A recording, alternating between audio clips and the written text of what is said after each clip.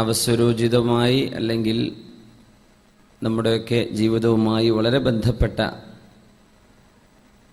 വിഷയമാകയാൽ ബഹുമാനപ്പെട്ട ഉസ്താദിൻ്റെ ഒരു അനുസ്മരണം സമസ്ത കേരള ജമിയത്തുൽ ഉലമയുടെ ജനറൽ സെക്രട്ടറി പദം അലങ്കരിക്കുകയും വർഷങ്ങളോളം നമുക്ക് നേതൃത്വം നൽകുകയും ചെയ്ത ഇൽമിൻ്റെ മഹാപ്രതിഭയായിരുന്ന മഹാനായ സൈനുൽ ഉലമ ചെറുശ്ശേരി സൈനുദ്ദീൻ മുസ്ലിയാർ അവറുകളെ, ഞങ്ങളുടെയൊക്കെ പ്രിയപ്പെട്ട ഉസ്താദും നമ്മുടെ ഉസ്താദുമാരിൽ ഒരുപാട് ആളുകളുടെ ഉസ്താദും നമ്മുടെയൊക്കെ നേതാവുമായ ആ മഹാനവറുകളുടെ വഫാത്തിൻ്റെ ശേഷം തൊട്ടുടനെ 3 ദിവസം ആകുന്നേ ഉള്ളൂ. ആ സമയത്താണ് നമ്മൾ ഈ ക്ലാസ് നടക്കുന്നത് കൊണ്ട് ഇൻഷാ അല്ലാഹ് അവിടുത്തെ ജീവിതവും അവിടുത്തെ ജീവിതത്തിൽ നമ്മൾ പഠിച്ചിരിക്കേണ്ട ചില പാഠങ്ങളും ഇവിടെ അനുസ്മരിക്കുക അത്യാവശ്യമാണ്. അതുകൊണ്ട് ഇൻഷാ അല്ലാഹ് ഉസ്താദിനെ സംബന്ധിച്ചുള്ള ഒരൽപ്പം അനുസ്മരണവും അത് കഴിഞ്ഞ് ഒരൽപ്പം ദിക്റും ഒരു യാസീനും ഓതി ഉസ്താദിൻ്റെ പേരിൽ ഹദിയ ചെയ്ത് നമ്മൾ ദുആ ചെയ്തുകൊണ്ട് ഇൻഷാ അല്ലാഹ് പരിപാടി അവസാനിക്കുന്നതായിരിക്കും. ബഹുമാനപ്പെട്ട ബാബ ഹാജി അവറുകളും അഡ്വക്കേറ്റ് മുഹമ്മദ് സാഹിബും ബഹുമാനപ്പെട്ട മൊയ്തു ഹാജി അവർ കടന്നപ്പള്ളി അവറുകളും അഭിനന്ദരായ സാദിഖ് ഫൈസി ഉസ്താദ്, അഭിനന്ദരായ സാബിർ മാറ്റൂൽ സാഹിബ് തുടങ്ങി സുന്നി സെൻ്ററിൻ്റെയും KMCCയുടെയും ഇസ്ലാമിക് സെൻ്ററിൻ്റെയും ഒക്കെ പ്രഗത്ഭരായ നേതാക്കന്മാർ ഇവിടെ വേദിയിലും സദസ്സിലും ഒക്കെ ഇരിക്കുന്നുണ്ട്. ഇൻഷാ അല്ലാഹ് വേറെയും വിശിഷ്ട വ്യക്തിത്വങ്ങൾ നമ്മളിലേക്ക് എത്തിച്ചേരുമെന്ന് പ്രതീക്ഷിക്കുന്നുണ്ട്. അവരുടെയൊക്കെ ജീവിതത്തിൽ അവർക്ക് അറിയുന്ന ഉസ്താദുമായുള്ള പരിചയങ്ങൾ എന്തെങ്കിലും ഉണ്ടെങ്കിൽ പങ്കുവെക്കാനുള്ള ഒരു അവസരം കൂടിയാണ്. തീർച്ചയായും പരിശുദ്ധ റസൂലുള്ളാഹി സ്വല്ലല്ലാഹു അലൈഹി വസല്ലമ തങ്ങൾ പറഞ്ഞു, ലാ തജ്ലിസു ഇൻദ കുല്ലി ആലിം ഇല്ലാ ഇലാ ആലിമിൻ യദ്ഉകും മിൻ 5 ഇലാ 5. നിങ്ങൾ എല്ലാ പണ്ഡിതന്മാരുടെ അരികത്ത് പോയിട്ടും ഇരിക്കരുത്. ലാ തജ്ലിസു ഇലാ കുല്ലി ആലിം. പണ്ഡിതന്മാർ എന്ന് അറിയപ്പെടുന്ന പല ആളുകളും ഒരുപക്ഷെ ഉലമാ ഉസ്സൂ, അള്ളാഹുവിന് ഇഷ്ടമില്ലാത്ത രീതിയിൽ ജീവിക്കുന്ന പണ്ഡിതന്മാർ കാണുമെന്നാണ്. അതുകൊണ്ടാണ് ലാ തജ്ലിസു ഇലാ കുല്ലി ആലിമിൻ ഇല്ലാ ആലിമിൻ യദ്ഉകും മിൻ 5 ഇലാ 5. എല്ലാ പണ്ഡിതരുടെ അരികത്ത് പോയും ഇരിക്കേണ്ട, എന്നാൽ ചില പണ്ഡിതന്മാരൊഴികെ 5 വിഷയങ്ങളിൽ നിന്ന് 5 വിഷയത്തിലേക്ക് നിങ്ങളെ കൊണ്ടുപോകുന്നവർ, അവരെ അരികത്തു നിന്നേ നിങ്ങൾ ഇൽമു പഠിക്കാവൂ, അവരുടെ അരികത്തെ നിങ്ങൾ പോയിരിക്കാവൂ, അവരെ നിങ്ങൾ ആദരിക്കേണ്ടതുള്ളൂ എന്ന് പരിശുദ്ധ റസൂലുള്ളാഹി സ്വല്ലല്ലാഹു അലൈഹി വസല്ലം തങ്ങൾ പറഞ്ഞ ഒരു ഹദീസുണ്ട്. ബഹുമാനപ്പെട്ട സമസ്ത കേരള ജമിയത്തുൽ ഉലമ എന്ന മഹിതമായ ഒരു ആധികാരികമായ പണ്ഡിത സഭയുടെ 90 വർഷം പിന്നിട്ട ആ ഒരു ആലപ്പുഴയിലെ മഹാസമ്മേളനം ജനങ്ങൾ ഉൾക്കൊള്ളാൻ കഴിയാത്ത വിധം അത്രയും ബൃഹത്തായ ഒരു സത്യവിശ്വാസികളുടെ ആൾക്കൂട്ടം. അവിടുത്തെ ഏതൊരു സമ്മേളനത്തിൽ വന്ന ഒരു പത്രപ്രവർത്തക ഒരു സെൽഫി എടുത്തതിൻ്റെ പേരിൽ ഒച്ചപ്പാടുകളൊക്കെ ഉണ്ടായപ്പോൾ ആലപ്പുഴക്കാരിയായ തന്നെ ഒരു ഹിന്ദു സ്ത്രീ അതിന് മറുപടി കൊടുത്തത്, ഇങ്ങനെ ഒരു ജനസാഗരം ഞാൻ കണ്ടിട്ടില്ല. ലക്ഷക്കണക്കിന് ആളുകൾ എൻ്റെ വീടിൻ്റെ മുമ്പിലൂടെ പോയിട്ട് അതിൽ ഒരു കള്ളുകുടിയൻ പോലും ഉണ്ടായിട്ടില്ല. ലക്ഷക്കണക്കിന് ആളുകൾ ഇതിലെ കടന്നു പോയിട്ട് ഞങ്ങളുടെ വീടുകളിലേക്ക് വേണ്ടാത്ത നോട്ടമോ കമൻറ്റുകളോ അടിക്കുന്ന ഒരാൾ പോലും ഈ ലക്ഷങ്ങളിൽ ഉണ്ടായിട്ടില്ല. അങ്ങനത്തെ ഒരു സമൂഹത്തെപ്പറ്റി നിങ്ങൾ അപമാനകരമായി പ്രവർത്തിച്ചത് തെറ്റായിപ്പോയി എന്ന് ആ പെണ്ണിനെ തിരുത്തി കൊടുക്കുകയാണ്. ബഹുമാനപ്പെട്ട സമസ്ത കേരള ജമിയത്തുൽ ഉലമയുടെ ആ ഒരു വലിയ ശക്തി പ്രകടനത്തിന് ശേഷം അത് സമൂഹത്തിൽ ആവശ്യമായിരുന്നു. സമസ്തയുടെ പ്രത്യേകത തന്നെ സമ്മേളനത്തിലേക്ക് പോകുന്ന ആളുകൾ ഒരു മഹല്ലത്തിൽ 1000 ആളുണ്ടെങ്കിൽ അതിൽ ഒരു 100 പേരൊക്കെ നമ്മുടെ പ്രസ്ഥാനത്തിൻ്റെ ആളുകളായി സമ്മേളനങ്ങൾക്ക് പോകാറുള്ളൂ. 90 പേര് നാട്ടിലിരിക്കാറാണ് പതിവ്. വേറെയും സമ്മേളനം നടക്കാറുണ്ട്. 10 ആളുണ്ടെങ്കിൽ ആ 10 ആളും പോയിരിക്കും. അത് ഏത് രാജ്യത്ത് ഏത് മഹല്ലിലാണെങ്കിലും അവിടെയുള്ള മുഴുവൻ മെമ്പർമാരെയും കൊണ്ടുപോയിട്ട് സമ്മേളനം നടത്തുന്ന ആളുകൾ വേറെ കാണാൻ കഴിയും. സമസ്തയുടേത് അങ്ങനെയല്ല. നമ്മുടേത് 15% പോവുള്ളൂ. എന്നിട്ട് പോലും ഉൾക്കൊള്ളാൻ കഴിയാത്ത വിധം വലിയ ഒരു സാഗരമായി അവിടെ ഇൽമിൻ്റെ ആ ഒരു ഒത്തുചേരൽ. അതിൻ്റെ ശേഷം മഹാനായ സൈനുൽ ഉലമ ലോകത്തോട് യാത്ര പറഞ്ഞിരിക്കുകയാണ്. മുത്ത് റസൂലുള്ളാഹി സ്വല്ലല്ലാഹു അലൈഹി വസല്ലം തങ്ങൾ ബദറിന്റെ വിജയം കിട്ടിയതിന്റെ ശേഷം 313ഓളം സ്വഹാബികൾ 1000ഓളം ശത്രുക്കളുമായി പടപൊരുതി തിരിച്ചു വരുന്ന സമയത്താണ് തങ്ങൾക്ക് സങ്കടകരമായൊരു വാർത്ത കേൾക്കേണ്ടി വന്നത്. അവിടുത്തെ പ്രിയപ്പെട്ട മോൾ സൈനബ് റളിയല്ലാഹു തആല അൻഹ ലോകത്തോട് വിട പറഞ്ഞു എന്ന സങ്കടമുള്ള വാർത്ത ഹബീബിനെ എതിരേൽക്കുകയാണ് ഉണ്ടായത്. ഒരു വിജയത്തിന് ശേഷം അത്തരം സങ്കടകരമായ ഒരു വാർത്ത, അത് മരണവുമായി ബന്ധപ്പെട്ടത് സത്യവിശ്വാസികൾക്ക് ഉൾക്കൊള്ളാൻ കഴിയും. കാരണം അത് നമ്മുടെ പരിധികൾക്കതീതമാണ്, നമുക്കൊന്നും ചെയ്യാൻ കഴിയാത്ത വിഷയമാണ്, അത് അള്ളാഹുവിൻ്റെ അലംഘനീയമായ നിയമമാണ്.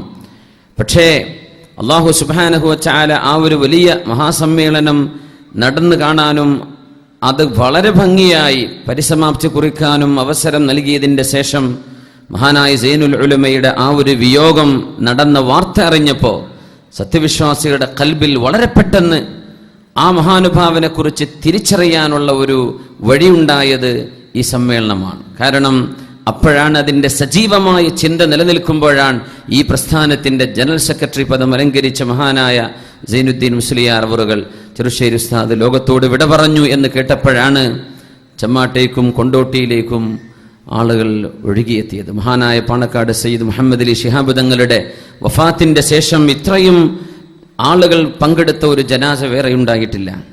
30,000 ആളുകൾ അടങ്ങുന്ന ഓരോരോ സംഘങ്ങളാണ് അവിടെ മയ്യത്ത് നിസ്കരിച്ചത്. ഓരോരോ സംഘം, അത് എത്ര തവണയാണ്, 11 മണിക്കങ്ങ് തുടങ്ങി വൈകിട്ട് 4:45 വരെ ഓരോ 20-25 മിനിറ്റ് ഗ്യാപ്പിൽ 30,000-ൽ കുറയാത്ത ആളുകളാണ് അവിടെ മയ്യത്ത് നിസ്കരിച്ചത്. മരിക്കുകയാണെങ്കിൽ ഇങ്ങനെ മരിക്കണമെന്ന് അവിടെ കൂടിയിരുന്നവർ ആഗ്രഹിച്ചു. ബഹുമാനപ്പെട്ട സമസ്ത കേരള ജമിയത്തുൽ ഉലമ എന്ന മഹത്തായ ദീനീ പ്രസ്ഥാനം, അതിൻ്റെ ഏറ്റവും വലിയ പ്രത്യേകത അങ്ങനെയാണ്. അത് ജനങ്ങളുടെ ഖൽബിൻ്റെ ഉള്ളിൽ, സത്യവിശ്വാസിയുടെ ഖൽബിൻ്റെ ഉള്ളിൽ അള്ളാഹു കൊടുത്തിരിക്കുകയാണ്. നമുക്കിവിടെ വ്യാഴാഴ്ച ദിവസം മഹാനായ പാണക്കാട് സയ്യിദ് ഹൈദർ അലി ശിഹാബ് തങ്ങൾ അവറുകൾ ഇമാമത്തിന് നമുക്കിവിടെ കൂടെയുണ്ടായി. തങ്ങൾ തന്നെ പറഞ്ഞു, ഞാൻ ഇമാമത്തിന് പോവാൻ ഉദ്ദേശിച്ചതാ നാട്ടിലേക്ക്, ഫ്ലൈറ്റ് കിട്ടാത്തത് കൊണ്ട് പോകാൻ കഴിഞ്ഞില്ലെന്ന്. പക്ഷെ നമുക്ക് ആ ഭാഗ്യമുണ്ടായി. ഈ സെന്ററിന്റെ ഹാളിൽ നമുക്ക് ഉൾക്കൊള്ളാൻ കഴിയുന്നതിനപ്പുറം ആളുകൾ ആ ജനാസയിലേക്ക് ഓടിയെത്തിയത്, നിസ്കാരത്തിലേക്ക് ഓടിയെത്തിയത് മരണശേഷം അള്ളാഹു നൽകുന്ന ആദരവാണ്. അള്ളാഹു നമുക്കൊക്കെ അങ്ങനെ ഒരു നല്ല മരണം സംഭവിക്കാനുള്ള ഭാഗ്യം അള്ളാഹു നമുക്കൊക്കെ തരട്ടെ. കാരണം ആലിമീങ്ങൾക്ക്, ദീനിന് സേവനം ചെയ്ത ആലിമീങ്ങൾക്ക്, അള്ളാഹുവിൻ്റെ സാത്വികരായ ആലിമീങ്ങൾക്ക് അള്ളാഹു നൽകുന്ന അംഗീകാരവും കൂടിയാണത്. മുത്തനബി തങ്ങൾ പറഞ്ഞ ഹദീസിലേക്ക് വരാം. ലാ തജ്ലിസു ഇലാ കുല്ലി ആലിം, എല്ലാ പണ്ഡിതന്മാരിലേക്കും നിങ്ങൾ ഓടിച്ചെല്ലണ്ട. ഇല്ല ഇലാ ആലിമിൻ യദ്ഉകും മിൻ ഖംസിൻ ഇലാ ഖംസ്, 5 വിഷയങ്ങളിൽ നിന്ന് 5 വിഷയങ്ങളിലേക്ക് നിങ്ങളെ കൊണ്ടുപോകാൻ കഴിയുന്ന ആലിമീങ്ങൾ, അവരെയാണ് നിങ്ങൾ ശ്രദ്ധിക്കേണ്ടത്, അവരുടെ കൂടെയാണ് നിങ്ങൾ നിൽക്കേണ്ടത്, അവരെയാണ് നിങ്ങൾ പരിഗണിക്കേണ്ടത്, അവരോടൊപ്പമാണ് നിങ്ങൾ ആവേണ്ടത്. മിനശ്ശക്കി ഇലൽ യഖീൻ, മിനശ്ശക്കി ഇലൽ യഖീൻ, സംശയത്തിൽ നിന്ന് ഉറപ്പിലേക്ക് നിങ്ങളെ കൊണ്ടുവരുന്നവർ. ഇൽമിന്റെ വിഷയം, ദീനിന്റെ വിഷയം അർത്ഥശങ്കക്കിടമില്ലാത്ത വിധം നിങ്ങൾക്ക് പറഞ്ഞു തരാൻ കഴിവുള്ള ആളുകൾ, ദീനിന്റെ വിഷയങ്ങളിൽ മനസ്സിനുള്ളിൽ ചാഞ്ചല്യം വരാത്ത രീതിയിൽ ഉറച്ച ഈമാനിലേക്ക് നിങ്ങളെ കൊണ്ടുപോകാൻ കഴിയുന്ന ആളുകൾ, അവരെയാണ് നിങ്ങൾ, അവരുടെ അരികത്താണ് പോയിരിക്കേണ്ടത്. വമിനർ റിയാഇ ഇലൽ ഇഖ്ലാസ്, റിയായിൽ നിന്ന് ഇഖ്ലാസിലേക്ക് കൊണ്ടുപോകാൻ കഴിവുള്ളവർ. റിയാ എന്ന് പറഞ്ഞാൽ ഷോ ഓഫ് എന്നാണ്, ആളുകളെ കാണിക്കുക എന്നാണ് ഇതിനർത്ഥം. ജനങ്ങളുടെ മുമ്പിൽ ആളായി നിൽക്കുക എന്നാണ് ആ വാക്കിൻ്റെ അർത്ഥം. അതില്ലാതെ ഇഖ്ലാസിലേക്ക്, ആത്മാർത്ഥതയിലേക്ക് നിങ്ങളെ കൊണ്ടുപോകാൻ കഴിവുള്ള ആളുകൾ, അവരുടെ കൂടെ നിങ്ങൾ നടക്കാവൂ. റിയാ ഇന്ന് ലോകത്തിൻ്റെ ഏറ്റവും വലിയ അപകടമാണ്. റിയാ പണ്ഡിത സമൂഹത്തെ ബാധിച്ചിട്ടുള്ള ഏറ്റവും വലിയ മാറാരോഗമാണിന്ന്.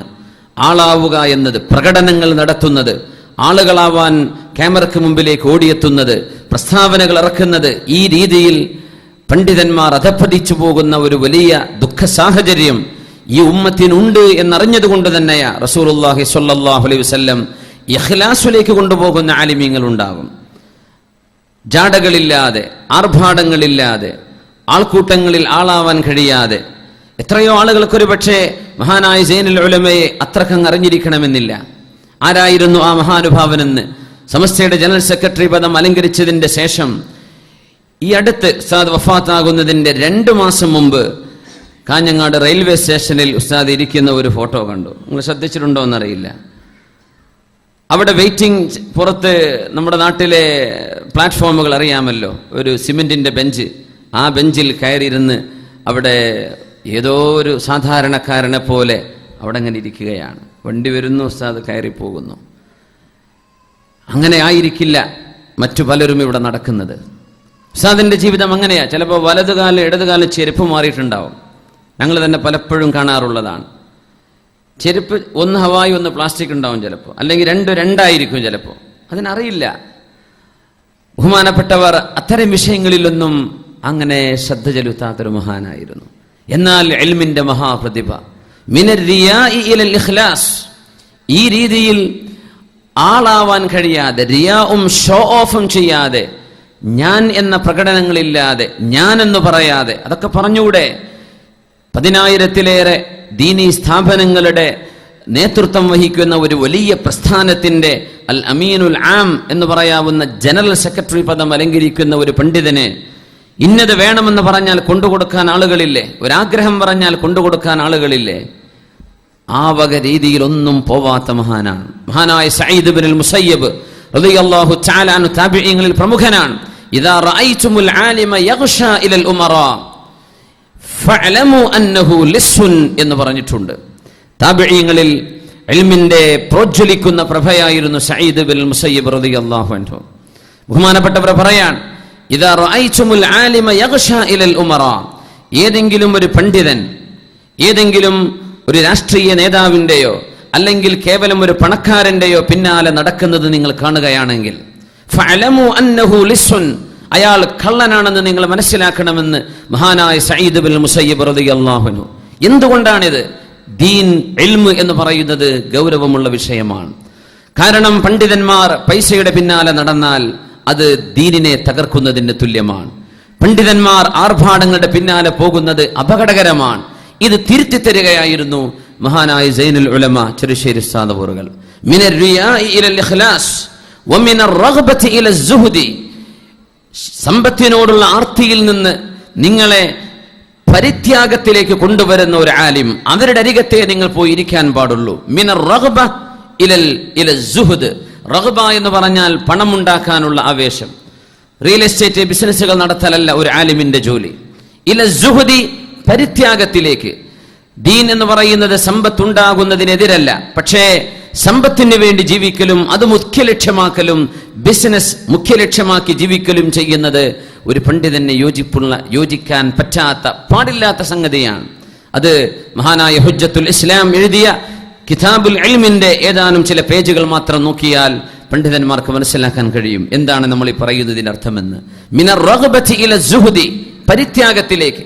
നമുക്ക് കാണാൻ കഴിയില്ല മഹാനായ സൈനുൽ ഉലമ ഇവിടെ വരികയോ UAE വരികയോ അല്ലെങ്കിൽ ഏതെങ്കിലും ഒരു നാട്ടിലേക്ക് പോവുകയോ ചെയ്താൽ അവിടുത്തെ മുതലാളിമാരെ ചെന്ന് കാണില്ല. അല്ലെങ്കിൽ മുതലാളിമാർക്ക് ഇറങ്ങിയ ഉടനെ ഫോൺ ചെയ്യുക, മുതലാളിമാരായ ആളുകളെ ഒന്ന് അറിയിക്കുക ഞാൻ വന്നിട്ടുണ്ടെന്ന്. ഈ വക കാര്യങ്ങളൊന്നും അവർക്കറിയില്ല. സാധാരണക്കാരുടെ കൂടെ നടന്ന പാരമ്പര്യമാണ് സമസ്തയുടെ ഏറ്റവും വലിയ പ്രത്യേകത. മഹാനായ ശംസുൽ ഉലമയും മഹാനായ കണ്ണീത്ത് ഉസ്താദും അടക്കമുള്ള ആ ഒരു സച്ചരിതരായ പാരമ്പര്യത്തിന്റെ തുടർച്ചയാണ് മഹാനായ സൈനുൽ ഉലമ ചെറുശ്ശേരി ഉസ്താദ് അവറുകൾ നമ്മുടെ മുമ്പിൽ കാണിച്ചു പോയത്. മിനർ റഗ്ബതി ഇല സുഹ്ദി, പരിത്യാഗമാണ്. കാരണം സമ്പത്തിന്റെ പിന്നാലെ പോയിട്ടില്ല. അവർക്കറിയില്ല, ജനങ്ങളോട് എന്തെങ്കിലും ചോദിക്കാൻ അവർക്കറിയില്ല. അവർക്ക് അത്തരം സാമർഥ്യങ്ങളില്ല, അത്തരം കഴിവുകൾ അവർക്കില്ല. അവർക്കുള്ള കഴിവ് ഇൽമു പഠിപ്പിക്കലാണ്, ഇൽമു പഠിപ്പിച്ചു കൊടുക്കലാണ്. മഹാനായ സൈനുൽ ഉലമ ചെറുശ്ശേരി ഉസ്താദ് അവറുകൾ ചെമ്മാടാണ് ആദ്യമായി ദർസേൽക്കുന്നത്. ദർസേൽക്കുന്ന ചെമ്മാടാണ്. എന്റെ ഓർമ്മ ശരിയാണെങ്കിൽ 1977-ലോ 76-ലോ ആണ് ബഹുമാനപ്പെട്ടവരുടെ ദർസ് ചെമ്മാട് ആരംഭിക്കുന്നത്. ആ ദർസിന്റെ ഉദ്ഘാടനം ചെയ്യുന്നത് മഹാനായ കണ്ണീത്ത് ഉസ്താദ് അവറുകളാണ്. കണ്ണീത്ത് ഉസ്താദ് അവറുകൾ സമസ്ത കേരള ജമിയത്തുൽ ഉലമയുടെ ജനറൽ സെക്രട്ടറിയായ മഹാനായിരുന്നു. നമുക്കറിയാം, മുസ്തജാബു ദഅവ, ദുആഇന് ഉത്തരമുള്ള ആളായിരുന്നു. ആരെങ്കിലും എന്തെങ്കിലും ഒരു ഹദിയ, ഒരു പൈസ കൊണ്ടുപോയി കൊടുത്താൽ എന്താണോ നിനക്ക് ജോലി എന്ന് ചോദിക്കും ബഹുമാനപ്പെട്ടവർ. എന്താ നിനക്ക് ജോലി? എവിടെ നിന്നാണ് ഈ പൈസ കിട്ടിയത്? നിൻ കൊണ്ടുവന്ന ഈ പൈസ എനിക്ക് ഹലാലാകുമോ അല്ലയോ എന്നറിയാനാണ് കണ്ണിയത്ത് ഉസ്താദ് ചോദ്യം ചോദിക്കാറുള്ളത്. അതിൽ ഏറ്റവും വലിയ പ്രത്യേകത മഹാനായ സൈനുൽ ഉലമ ഉസ്താദ് തന്നെ പറയാറുണ്ട്. മഹാനായ കണ്ണിയത്ത് ഉസ്താദ് അവറുകൾ ഏത് വീട്ടിലും എവിടെ ചെന്നാലും എന്താണ് അവരുടെ ജോലി, എന്താ വരുമാനം എന്ന് ചോദിക്കും.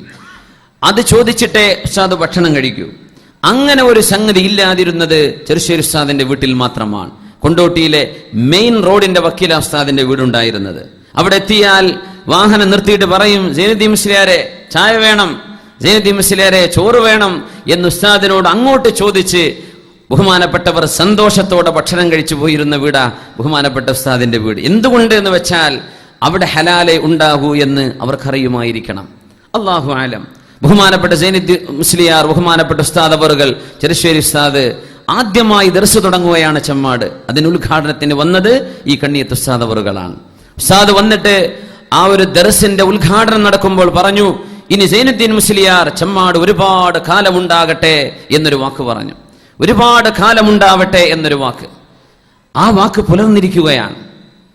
മഹാനായ കണ്ണിയത്ത് ഉസ്താദിന്റെ ആ വാക്ക് പുലർന്നിരിക്കുകയാണ്. ചെമ്മാട് വർഷങ്ങളോളം ദർസ് നടത്തി, ഒരു 10-20 കൊല്ലത്തിലേറെ ദർസ് നടത്തി.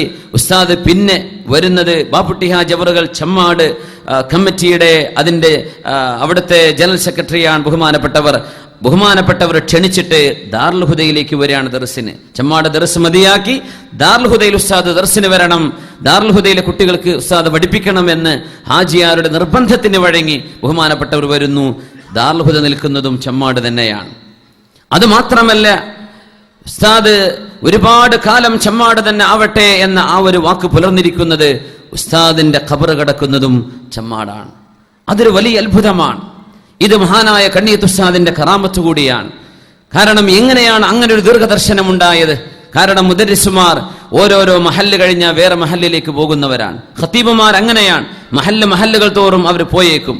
പക്ഷേ ചെറുശ്ശേരി ഉസ്താദ് ചെമ്മാട് തന്നെ വേണം, ഒരുപാട് കാലം ചെമ്മാട് വേണം എന്ന് പറഞ്ഞ വാക്ക് മഹാനായ സൈനുൽ ഉലമക്ക് ഇവിടെ ചെമ്മാട് തന്നെ ഖബർ ഒരുങ്ങുകയാണെന്ന് ആ ഒരു വലിയ സൂചന മഹാനായ കണ്ണിയത്ത് ഉസ്താദിന്റെ വാക്കുകളിലൂടെ നമുക്കിപ്പോൾ മനസ്സിലാക്കാൻ കഴിയുകയാണ്. ഉസ്താദ് അവറുകളുടെ ചെറിയൊരു വസിയത്തുണ്ടായിരുന്നു. ഉസ്താദിന് കഴിഞ്ഞൊരു 1.5 വർഷം മുമ്പ് ഹാർട്ട് ഓപ്പറേഷൻ, ഒരു ബൈപ്പാസ് സർജറി വന്ന് മദ്രാസിലേക്ക് കൊണ്ടുപോകുന്ന വഴിക്ക് കൂടെ പോയ ഞങ്ങളുടെ ഉസ്താദിനോട് പറഞ്ഞു, എങ്ങാനും ഞാൻ ഈ അസുഖത്തിൽ മരിക്കുകയാണെങ്കിൽ എനിക്ക് ഖബർ ബാപ്പുട്ടി ഹാജിയുടെ അരികത്ത് വേണം, എനിക്ക് ദാറുൽ ഹുദയുടെ മക്കളുടെ അരികത്ത് എനിക്ക് കിടക്കണം. ആ ഒരു ആഗ്രഹം ഉസ്താദ് 1.5 വർഷം മുമ്പ് പറഞ്ഞു. ദാറുൽ ഹുദയുടെ മുമ്പിൽ ഖബർസ്ഥാനില്ല.